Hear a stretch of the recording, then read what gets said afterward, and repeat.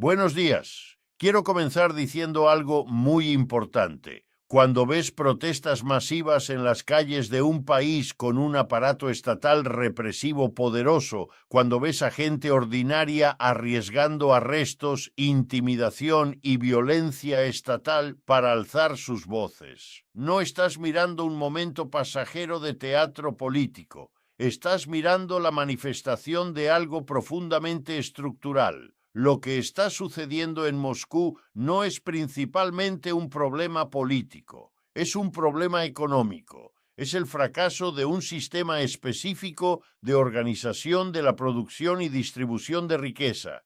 Déjame ser absolutamente claro sobre esto desde el principio. La economía es la base, la política es la superestructura que descansa sobre ella. Los analistas políticos que hablan solo de personalidades, de debates ideológicos, de tácticas políticas, están perdiendo lo fundamental. Lo fundamental es siempre económico. Es sobre cómo la gente hace su vida, cómo se distribuyen los recursos, quién se beneficia y quién carga con los costos.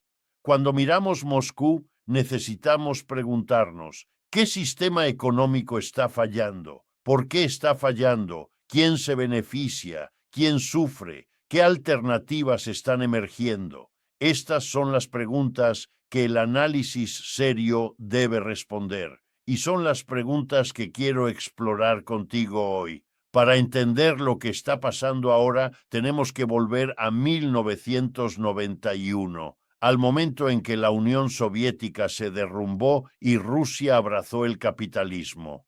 La narrativa occidental sobre este periodo es familiar para cualquiera que haya prestado atención a los medios. Dice algo así: el sistema soviético era ineficiente y autoritario. Se derrumbó. Rusia adoptó economía de mercado. Fue traumático, pero era el único camino hacia la prosperidad. Esta narrativa es profundamente falsa, y es importante entender por qué. Cuando la Unión Soviética se disolvió, Rusia no simplemente transicionó al capitalismo. Lo que realmente ocurrió fue el robo sistemático de activos públicos por parte de una oligarquía criminal, coordinado con potencias occidentales e instituciones financieras internacionales.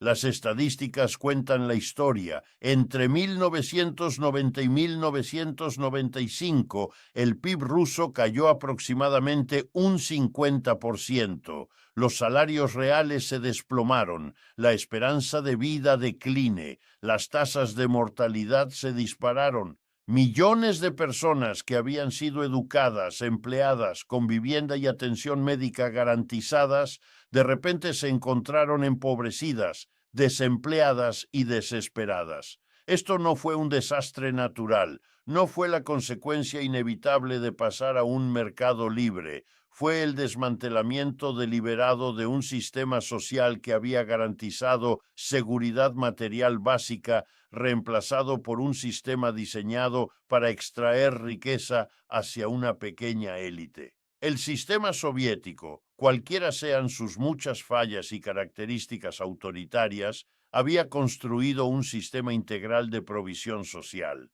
Todos tenían vivienda, no siempre cómoda, pero vivienda.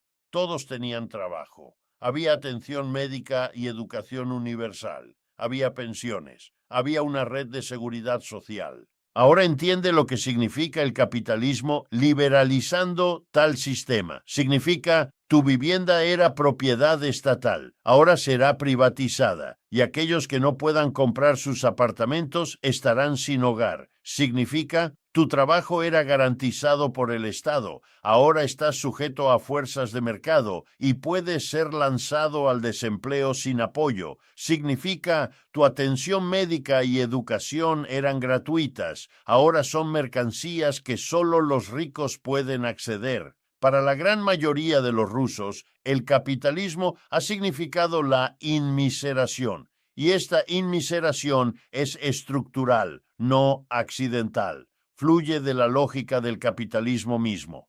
Déjame describir cómo el sistema capitalista ruso funciona realmente, porque esto es esencial para entender las protestas. Cuando la Unión Soviética se derrumbó, ciertos individuos bien posicionados, personas con conexiones a la élite del Partido Comunista, personas con acceso a recursos estatales, personas que entendían cómo navegar estructuras de poder emergentes, se movieron rápidamente para apoderarse del control de activos productivos.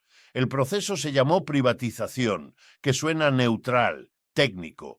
En realidad fue un robo de proporciones históricas. Empresas estatales, fábricas, minas, campos de petróleo, infraestructura de comunicaciones, bancos, fueron transferidas a propiedad privada, pero no fue un proceso de mercado competitivo, no fueron millones de rusos pujando por estos activos, fue una transferencia coordinada de propiedad a un pequeño número de oligarcas que tenían conexiones políticas y respaldo financiero internacional. El Fondo Monetario Internacional y el Banco Mundial aplaudieron este proceso. Economistas y políticos occidentales lo proclamaron como el camino hacia la prosperidad, pero no estaban interesados en la prosperidad rusa.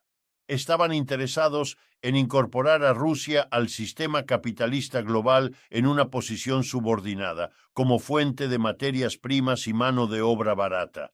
Lo que emergió fue el capitalismo oligárquico. Este sistema tiene características definitorias. Primero, la propiedad está concentrada. Un pequeño número de individuos controla los activos más productivos, las compañías de petróleo y gas, los bancos principales, las redes de telecomunicaciones, las industrias clave. Segundo, esta propiedad está casada con el poder político. Los oligarcas financian políticos. Los políticos protegen la propiedad oligárquica mediante el poder estatal. Esto crea una relación simbiótica entre élites económicas y políticas. Tercero, el sistema opera mediante corrupción sistemática y nepotismo. Los recursos van a aquellos con conexiones, no a aquellos con competencia o eficiencia. Los contratos de negocios fluyen hacia amigos y familia. Los puestos del Estado se distribuyen como recompensas a aliados políticos. Cuarto, y crucialmente, este sistema requiere la supresión del poder de la clase trabajadora. Si los trabajadores pudieran organizarse, si pudieran negociar colectivamente, si pudieran exigir salarios y condiciones decentes, esto cortaría las ganancias oligárquicas. Entonces el sistema funciona manteniendo a los trabajadores atomizados, desesperados y políticamente suprimidos. El resultado es una economía estructurada alrededor de la extracción de ganancia máxima por la élite, financiada por la inmiseración de la clase trabajadora. Aquí está el punto clave. Esto no es un fracaso del capitalismo. Esto es el capitalismo funcionando como fue diseñado. El capitalismo en su forma pura, sin los frenos de movimientos laborales fuertes y limitaciones democráticas sociales, produce exactamente este resultado: desigualdad masiva, concentración de riqueza, dominación política por los ricos. Rusia simplemente muestra qué se ve el capitalismo sin los frenos democráticos sociales que existieron en Europa Occidental después de la Segunda Guerra Mundial. Ahora quiero entrar en los mecanismos reales de cómo funciona esta explotación, porque entender esto es crucial para entender por qué la gente está en las calles. En el capitalismo, los trabajadores crean valor. Van al trabajo, laboran, producen bienes o servicios. El valor de lo que producen excede lo que se les paga en salarios. Esta diferencia se llama plusvalía y es extraída como ganancia por el dueño. Así es como funciona el capitalismo. No es un fallo moral o un glitch. Es el mecanismo fundamental. Los trabajadores siempre se les paga menos que el valor que crean. El dueño captura la diferencia. Ahora, en un periodo de boom, cuando la economía está creciendo y la productividad aumenta, esto puede a veces oscurecerse. Hay suficiente crecimiento para que los salarios puedan subir incluso mientras las ganancias suben más rápido. las condiciones pueden mejorar para los trabajadores incluso mientras la desigualdad crece. Pero en Rusia desde los años 90 esto no ha sucedido. Hemos tenido periodos de crecimiento económico, particularmente en los 2000, cuando los precios del petróleo eran altos, pero este crecimiento no se ha traducido en condiciones mejoradas para los trabajadores. En cambio, la productividad ha aumentado mientras los salarios se han estancado o disminuido. Esta es la clave para entender la crisis actual. Se le pide a los trabajadores producir más valor mientras reciben menos en retorno. Intensificación del trabajo sin compensación. Esto es fundamentalmente insostenible. Además, la economía rusa es extremadamente vulnerable debido a su dependencia de exportaciones de petróleo y gas. Cuando los precios del petróleo son altos en el mercado internacional, los ingresos del gobierno aumentan. Cuando los precios del petróleo caen, los ingresos se desploman. Esto crea ciclos boom-busto que la gente trabajadora es forzada a absorber. En tiempos de boom, los trabajadores ven aumentos salariales modestos, quizás algunas contrataciones. En tiempos de crisis enfrentan desempleo, recortes salariales, reducciones de servicios públicos. Mientras tanto, los oligarcas que poseen las compañías de petróleo y gas caperuzan estos ciclos moviendo capital internacionalmente, diversificando sus tenencias, protegiendo su riqueza a través de paraísos fiscales. La clase trabajadora carga todo el riesgo e inestabilidad mientras los ricos se aíslan de las consecuencias. Esta es la dinámica fundamental que ha creado la crisis actual. Ahora hablemos de qué significa esto en términos humanos, porque la economía no es abstracta. La economía es sobre cómo vive la gente, si tienen suficiente para comer, si pueden costear medicina, si pueden enviar a sus hijos a la escuela. Para la gran mayoría de los rusos, los últimos 3 decenios han sido una historia de estancamiento y declive. Los salarios reales, y quiero enfatizar reales, significando ajustados por lo que realmente compra en el mercado, han sido esencialmente planos durante años. En algunos sectores han disminuido. Mientras tanto, la inflación ha sido persistente. Los precios de bienes esenciales han subido significativamente. ¿Qué significa esto en la práctica? Significa que un trabajador que hizo el mismo salario nominal hace 10 años es actualmente significativamente más pobre. Su poder adquisitivo ha disminuido. Puede comprar menos. Para familias con ingresos modestos, que es la mayoría de la población rusa, esto crea un estado de crisis perpetua. Cada mes es una lucha. Estás haciendo cálculos. ¿Podemos costear calefacción en invierno o cortamos en comida? ¿Podemos obtener la medicina del niño o saltamos el trabajo dental? ¿Podemos ahorrar algo para emergencias? Esta es la realidad vivida del estancamiento económico para la gente trabajadora. No es abstracta, no es teórica, es la experiencia actual de millones de personas. Simultáneamente, la riqueza en la cima ha explotado. Los oligarcas rusos están entre las personas más ricas del mundo. Poseen yates que cuestan cientos de millones de dólares. Tienen palacios en múltiples países. Sus hijos estudian en universidades de élite en Suiza y Estados Unidos. Se mueven en círculos donde $1.000 millones es una fortuna modesta. La visibilidad de esta desigualdad es crucial. En un capitalismo más antiguo, los ricos podían esconder su riqueza en fincas privadas. En el capitalismo contemporáneo, la desigualdad se muestra constantemente. Los oligarcas alardean de su riqueza. Torres relucientes en Moscú, financiadas por corporaciones conectadas con oligarcas, se alzan junto a hospitales públicos en ruinas. Centros comerciales privados sirven a los ricos, mientras vecindarios de clase trabajadora carecen de servicios básicos. Esto crea algo profundo, no solo dificultad material, sino la experiencia de injusticia sistémica.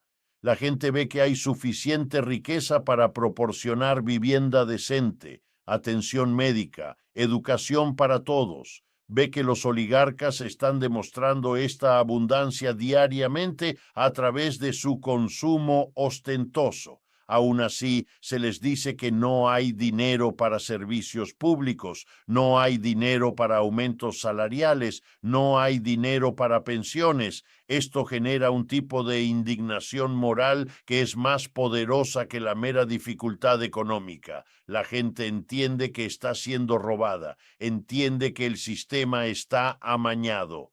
Hay una dimensión particular de la crisis actual que vale la pena enfatizar. ¿Qué está pasando con la gente joven? Un joven ruso hoy se gradúa de la escuela y enfrenta un mercado laboral con pocas opciones buenas. Las carreras prometedoras que existían bajo el sistema soviético, los caminos de carrera que llevaban a estabilidad de clase media, no existen de la misma forma. El desempleo y subempleo entre jóvenes son significativos. Aquellos que encuentran trabajo a menudo enfrentan condiciones precarias, salarios bajos, sin seguridad laboral, sin beneficios. La idea de trabajar tu camino hacia arriba, una escalera de carrera para construir una vida cómoda, parece cada vez más imposible. Mientras tanto, los precios de vivienda han subido dramáticamente. Un joven ganando un salario modesto esencialmente no tiene perspectiva de poseer nunca un apartamento. La renta consume una porción desproporcionada del ingreso. Muchos jóvenes tienen que vivir con sus padres bien entrada la adultez porque simplemente no pueden costear establecer hogares independientes. Esto crea lo que llamo futuros truncados. Los jóvenes miran adelante y no ven nada más que estancamiento, precariedad y dificultad. Se les dice repetidamente: necesitas trabajar duro, necesitas educarte, necesitas jugar por las reglas. Pero ven a los ricos rompiendo las reglas sistemáticamente y ven que incluso si juegan por las reglas, el sistema no les ofrece seguridad. Esto es profundamente desestabilizador psicológicamente. Los humanos tenemos una necesidad fundamental de sentir que nuestro futuro es algo que podemos dar forma, que nuestros esfuerzos pueden llevar a mejora, que hay un camino adelante. Cuando un sistema económico sistemáticamente niega esto a generaciones enteras, creas una población que no tiene nada que perder. Y de ahí es de donde viene la revolución, no de la desesperación sola. La desesperación puede ser manejada mediante represión y propaganda, pero de la combinación de desesperación con conciencia, con la realización de que el juego está amañado, que las reglas no se aplican igualmente, que el cambio fundamental es necesario. Eso es lo que estamos viendo entre jóvenes rusos. Están concluyendo muy racionalmente que el sistema existente no tiene futuro para ellos. Ahora quiero discutir cómo un Estado mantiene el control sobre su población. Esto es importante porque entender esto nos muestra por qué estamos en un punto de crisis. Los sociólogos y teóricos políticos hablan de legitimidad, la idea de que un gobierno gobierna porque la gente acepta su derecho a hacerlo. Esta aceptación puede basarse en diferentes fundamentos. Podría basarse en participación democrática. La gente siente que tiene voz en decisiones. Podría basarse en entregar prosperidad material. El gobierno puede no ser democrático, pero está mejorando mi vida. Podría basarse en nacionalismo e identidad cultural. Estamos unidos como un pueblo contra enemigos externos. El Kremlin, particularmente bajo Putin, ha basado su legitimidad en varios de estos fundamentos simultáneamente. Primero, en la promesa de que aunque la democracia política pudiera ser limitada, el gobierno entregaría estabilidad económica y prosperidad creciente. Segundo, en el nacionalismo y la idea de que Rusia es una gran potencia afirmándose contra la dominación occidental. Tercero, en la supresión de voces alternativas y la consolidación del poder estatal. Este modelo funcionó más o menos durante los 2000, cuando los precios del petróleo eran altos y la economía estaba creciendo. La gente tenía trabajos, los salarios subían, había una sensación de que las cosas mejoraban. El gobierno podía exigir lealtad mediante una combinación de condiciones materiales mejoradas, retórica nacionalista y represión de disidencia. Pero este modelo se está derrumbando. El crecimiento económico se ha desacelerado, los salarios se han estancado. La promesa de que el capitalismo entregaría prosperidad ha sido revelada como hueca para la gran mayoría. El nacionalismo se ha gastado cuando se confronta con la realidad del desespero económico personal. Cuando un gobierno pierde legitimidad de esta manera, enfrenta una elección. Puede intentar abordar las causas subyacentes materiales del descontento, redistribuyendo riqueza, mejorando salarios, fortaleciendo servicios públicos. Esto requeriría que la clase gobernante sacrifique algo de su poder y privilegio, o puede intentar mantener el control mediante represión y propaganda, esperando suprimir la disidencia hasta que las condiciones cambien. El Kremlin ha claramente elegido el segundo camino, pero aquí es donde encontramos el límite del control estatal. Examinemos la respuesta del Kremlin a las protestas, porque es reveladora. El gobierno ha desplegado todo el aparato de represión estatal, arrestos masivos, alegaciones de tortura, censura de medios independientes, vigilancia, intimidación de protestantes y sus familias. Todo el aparato de seguridad ha sido movilizado para suprimir la disidencia. Ahora, los liberales occidentales a menudo interpretan esto como un signo de fortaleza. Mira cuán poderoso es el Estado ruso, cuán efectivamente aplasta la oposición. Pero este análisis es superficial y equivocado.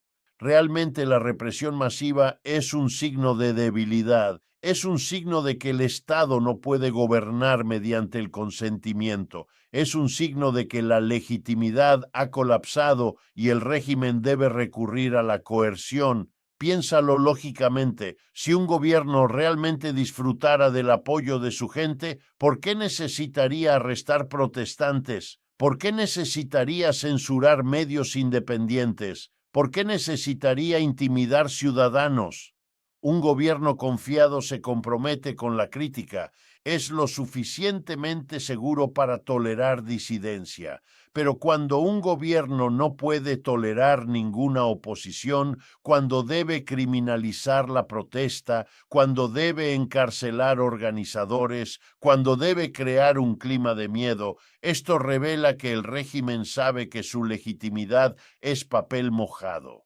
Además, la represión tiene límites y costos inherentes. ¿A corto plazo? Sí. Puedes disolver protestas y encarcelar organizadores. Puedes crear suficiente miedo para que la gente sea reacia a hablar abiertamente. Puedes silenciar ciertas voces. Pero no puedes suprimir las contradicciones económicas que generan protesta en primer lugar.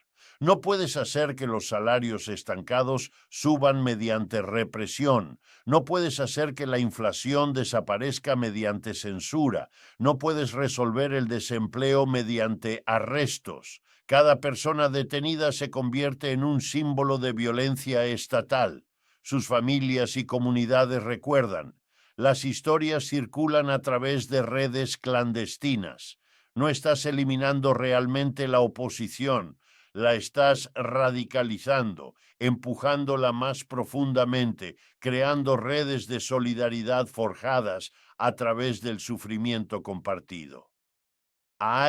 Además, la represión tiene costos económicos severos. Una sociedad donde la gente tiene miedo de hablar, donde la vigilancia es ubicua, donde el pensamiento independiente es desalentado. Tal sociedad no puede innovar, no puede crecer, no puede desarrollar la confianza social necesaria para la dinámica económica. Los trabajadores calificados emigran, la inversión disminuye, la moral pública se deteriora. La apariencia de control enmascara una erosión más profunda de la capacidad real del Estado. Entonces el Kremlin enfrenta un dilema fundamental. No puede abordar la base material del descontento sin rendirse y no puede suprimir la disidencia indefinidamente sin acelerar el mismo decaimiento que genera discontento. Esta es la contradicción que revela la debilidad fundamental del régimen. La narrativa oficial del Kremlin sobre las protestas es instructiva. Los funcionarios afirman que las protestas están orquestadas por potencias extranjeras, que son el resultado de interferencia occidental, que los protestantes son agentes de inteligencia extranjera. Esta estrategia de deflexión sirve múltiples propósitos y vale la pena entender por qué los regímenes recurren a ella. Primero, intenta deslegitimizar a los protestantes, reenmarcando sus agravios como impuestos externamente en lugar de genuinos. Crees que estás protestando por razones legítimas, pero realmente estás siendo manipulado por potencias extranjeras. Segundo, invoca el nacionalismo como un mecanismo de defensa. Sí, las condiciones son difíciles, pero eso es porque estamos bajo ataque de extranjeros hostiles. Necesitamos unirnos como una nación. La crítica interna es deslealtad. Tercero, absuelve a la clase gobernante de responsabilidad. El problema no es nuestras políticas o nuestra corrupción o nuestra extracción de riqueza. El problema es la interferencia extranjera, pero aquí está el punto crucial. Esta estrategia de deflexión solo se despliega cuando un régimen no puede abordar las causas reales del descontento. Si la clase gobernante pudiera simplemente mejorar salarios, mejorar servicios públicos, reducir desigualdad y reconstruir confianza pública, lo harían. El hecho de que en cambio recurran a culpar a extranjeros revela que no están dispuestos a abordar las condiciones materiales que impulsan la protesta. ¿Por qué no están dispuestos? Porque abordar genuinamente la desigualdad y el estancamiento económico requeriría que la clase oligárquica se rinda riqueza y poder. Requeriría redistribuir las fortunas enormes que han acumulado, requeriría subordinar la ganancia al bienestar humano, y no van a hacer eso. Entonces, en cambio, despliegan nacionalismo y el espectro de amenazas extranjeras para intentar suprimir la disidencia interna. El problema es que esta estrategia se está volviendo cada vez menos efectiva, porque la gente puede verla a través. Entienden que la interferencia extranjera no afecta su capacidad de pagar renta o comprar comida. Entienden que sea lo que haga o no haga Occidente, su gobierno es directamente responsable por políticas que los han empobrecido. Y cuando la propaganda cesa de corresponder a la realidad vivida, la propaganda pierde su poder. Ahora quiero situar lo que está pasando en Rusia dentro de un contexto global, porque esto es crucial para entender la significancia más profunda de estos eventos. Lo que estamos viendo en Moscú no es un fenómeno aislado, es parte de una onda global de resistencia al capitalismo y al modelo neoliberal que ha dominado globalmente durante los últimos 4 decenios. En Francia hemos visto el movimiento de los chalecos amarillos, millones de personas ordinarias protestando contra la desigualdad, contra políticas fiscales regresivas, contra un sistema que parece diseñado para beneficiar a los ricos mientras empobrece a la clase trabajadora. En Estados Unidos hemos visto protestas masivas de deuda estudiantil, crisis de vivienda, crisis de atención médica, el surgimiento de política socialista entre gente joven, reconocimiento de que el sistema está roto. En España hemos visto movimientos indignados. En Grecia, resistencia masiva a la austeridad. En Argentina, crisis económicas recurrentes e insurrecciones populares. En Turquía, Hong Kong, Chile, en todas partes estamos viendo el mismo patrón. El modelo neoliberal, desregulación, privatización, austeridad, la subordinación de todas las preocupaciones humanas a la lógica de la ganancia, este modelo se está derrumbando globalmente. No está entregando la prosperidad prometida, está entregando desigualdad, precariedad y desesperación para la gran mayoría mientras concentra riqueza en la cima. Y en todas partes la gente está concluyendo que el sistema es fundamentalmente roto y que algo diferente es necesario. La forma particular de esta crisis global de Rusia es el capitalismo oligárquico, pero la dinámica subyacente es la misma que en Estados Unidos, donde tenemos multimillonarios acumulando riqueza imposible mientras los trabajadores luchan con costos de atención médica y vivienda.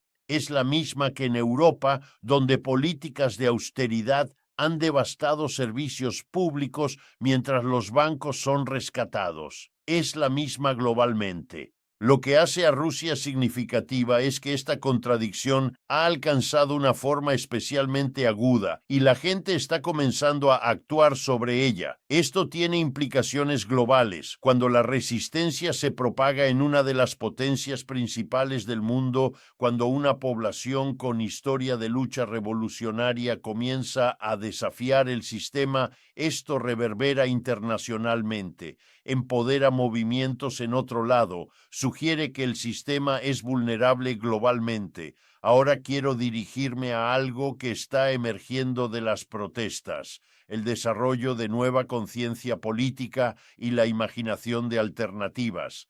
Lo que estamos viendo es gente comenzando a ir más allá de cierto tipo de conciencia atrapada. Están yendo más allá de la idea de que la elección es entre capitalismo y socialismo de Estado, entre por un lado el sistema oligárquico que tenemos ahora y por el otro un retorno al control centralizado estatal. Nuevas posibilidades están emergiendo.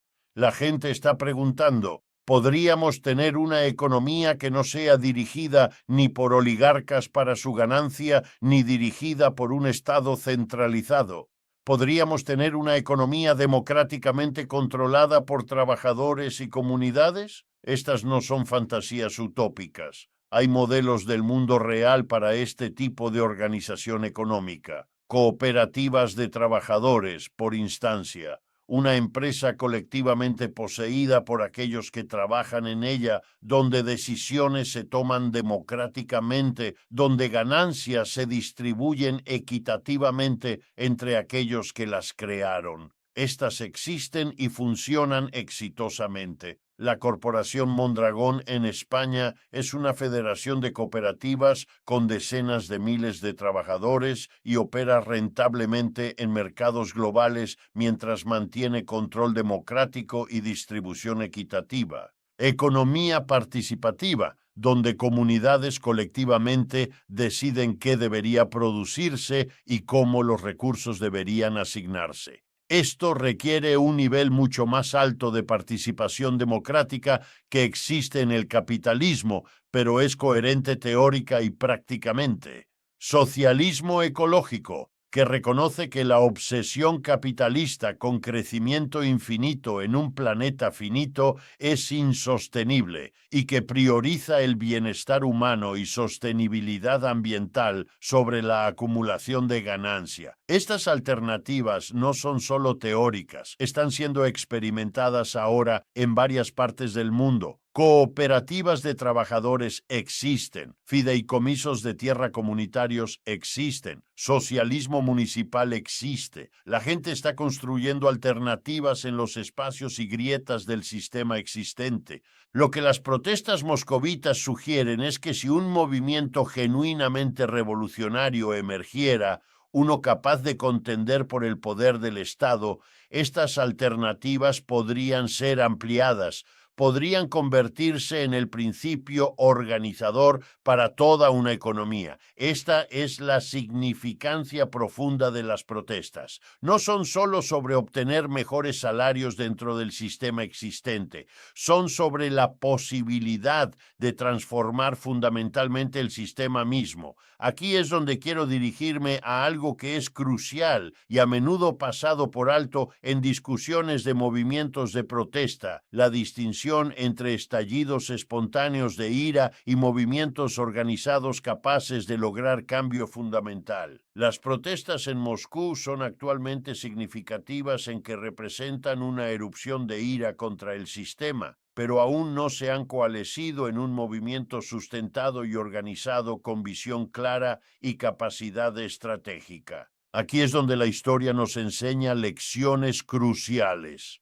Las protestas espontáneas pueden sacudir un sistema, pueden forzar temporalmente concesiones, pero sin organización, sin educación política, sin el desarrollo de instituciones y estructuras alternativas, tienden a ser suprimidas o contenidas. La clase trabajadora rusa enfrenta un desafío particular aquí. A diferencia de en algunos otros países, no hay una tradición fuerte de sindicatos independientes, no hay legado de partidos socialistas o comunistas fuertes, genuinamente representando intereses de clase trabajadora, no hay infraestructura organizativa establecida. Construir tal infraestructura sería el trabajo de años, requeriría el desarrollo de organizaciones laborales independientes capaces de coordinar huelgas y negociación colectiva, la articulación de un programa político claro y visión para lo que debería reemplazar al capitalismo, la construcción de instituciones alternativas, consejos de trabajadores, organizaciones comunitarias, medios independientes, coordinación internacional con movimientos en otros países, educación y desarrollo político, ayudando a la gente a moverse de ira espontánea a comprensión sistemática. Este es trabajo difícil, pero es el trabajo que es necesario para moverse de disrupción temporal a transformación fundamental. Quiero gastar un momento reflexionando sobre cómo transformaciones sociales mayores realmente ocurren, porque esto es importante para entender qué podría venir próximo. Transformaciones sociales mayores no suceden rápidamente. No suceden porque un líder carismático emerge y guía a la gente a la liberación. Suceden a través de procesos largos de organización, de construcción de conciencia, del desarrollo de instituciones y estructuras alternativas. La transición del feudalismo al capitalismo tomó siglos. La transición del capitalismo al socialismo, donde quiera que haya tenido éxito, ha sido luchas de decenios. Esto es importante porque significa que no deberíamos esperar que las protestas moscovitas inmediatamente derriben el Kremlin o transformen el sistema económico ruso. Pero deberíamos reconocer que estas protestas son parte de un proceso largo de transformación histórica que está en marcha globalmente. El sistema capitalista está en crisis profunda, las contradicciones están volviéndose insoportables, la desigualdad está volviéndose intolerable, la destrucción ambiental está acelerando, algo tiene que ceder, pero lo que reemplazará al capitalismo será determinado a través de lucha. Y será determinado por la conciencia y organización de la gente ordinaria. La clase gobernante usará cada herramienta a su disposición para preservar el sistema: represión, propaganda, cooptación, nacionalismo, fundamentalismo religioso, lo que sea que funcione. Tienen recursos y poder de su lado, pero tienen una debilidad fundamental. Dependen del trabajo y cooperación de la gente ordinaria para reproducir el sistema. Cuando la gente ordinaria retira esa cooperación, cuando se rehúsan a ser cómplices, cuando organizan estructuras alternativas, el poder de la clase gobernante se vuelve frágil. Este es el potencial revolucionario en momentos como lo que estamos viendo en Moscú. No la perspectiva inmediata de derrocar el Estado, sino el comienzo de un largo proceso de construcción de poder alternativo desde abajo. Quiero concluir dirigiéndome a algo que podría parecer pesimista en lo que he dicho: la dificultad del cambio fundamental, el poder ordenado contra la transformación, el plazo largo requerido. Pero realmente quiero argumentar que hay razón profunda para la esperanza, porque las condiciones materiales para la transformación están presentes y profundizándose. El sistema capitalista está produciendo sus propios cavadores de tumbas. Al concentrar riqueza en la cima, al empobrecer a la mayoría, al crear una clase trabajadora que no tiene nada que perder, el capitalismo está generando las condiciones para su propia trascendencia. Tenemos la tecnología, los recursos y la capacidad productiva para asegurar que cada ser humano tenga sus necesidades cumplidas. Tenemos los medios para reducir dramáticamente horas de trabajo. Tenemos la posibilidad de construir sociedades basadas en florecimiento humano en lugar de acumulación de ganancia. Lo único que previene esto es la concentración de poder en manos de oligarcas y estados que sirven sus intereses. Y esa concentración se está volviendo cada vez más obviamente injusta e innecesaria. Cada protesta, cada acto de resistencia lo hace más claro. Lo que está pasando en Moscú es gente diciendo: no, nos rehusamos. Este sistema no funciona para nosotros y no continuaremos aceptándolo. Y cuando esa conciencia se propaga, cuando se profundiza, cuando se organiza, la transformación se vuelve posible. Esto no está garantizado. La clase gobernante podría lograr suprimir el movimiento. El capitalismo podría tropezar durante decenios más, generando sufrimiento y crisis. O peor, fuerzas reaccionarias podrían explotar la crisis para establecer alternativas fascistas. Pero lo que está claro es que el viejo orden está tensionándose bajo su propio peso. Nuevas posibilidades están emergiendo. La pregunta de qué reemplaza al capitalismo será respondida no por políticos de élite o economistas, sino por la gente ordinaria organizándose colectivamente para su liberación. Entonces déjame traer esto a conclusión. Lo que estamos presenciando en Moscú no es simplemente un momento político, es un ajuste de cuentas económico. Es el momento cuando un sistema capitalista oligárquico que ha entregado decenios de inmiseración para la mayoría se confronta con una población que ha decidido que no tolerará más este arreglo. El Kremlin intentará suprimir esto mediante fuerza y propaganda, y a corto plazo estos métodos podrían tener éxito. Pero las contradicciones subyacentes permanecen.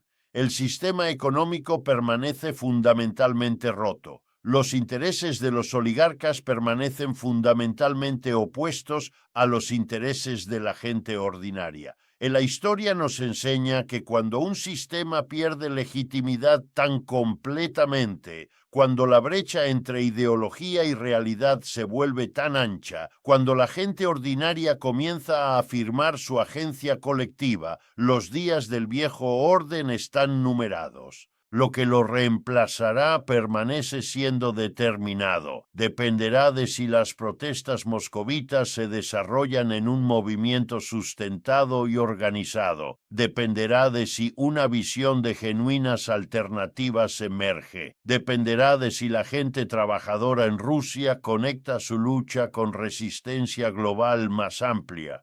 Pero lo que parece claro es que la edad del gobierno capitalista oligárquico en Rusia está entrando su crepúsculo.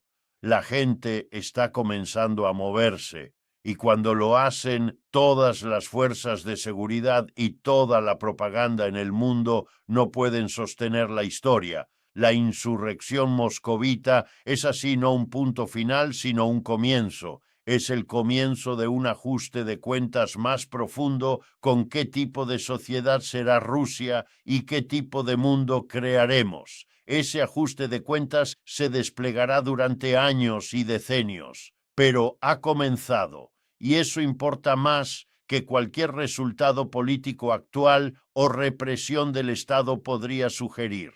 La gente trabajadora de Rusia está reclamando su agencia histórica. Se están rehusando a ser tratados como instrumentos expendables de acumulación de ganancia. Están afirmando que un mundo diferente es posible, un mundo basado en democracia, igualdad y dignidad humana en lugar de explotación oligárquica. Ese es un desarrollo histórico profundo. Y es uno que debería dar esperanza e inspiración a cualquiera globalmente que reconozca que el capitalismo ha fracasado y que algo genuinamente diferente es necesario. La lucha continúa, y de Moscú a Nueva York, de París a Pekín, de Londres a Sao Paulo, millones de personas están enganchadas en la misma lucha fundamental. La lucha para construir un mundo donde necesidades humanas sean priorizadas sobre acumulación de ganancia, donde comunidades controlen sus propios destinos, donde la democracia sea genuina y no meramente una cáscara formal escondiendo gobierno de élites. Las protestas moscovitas son un capítulo en esa historia más grande, y esa historia aún está siendo escrita.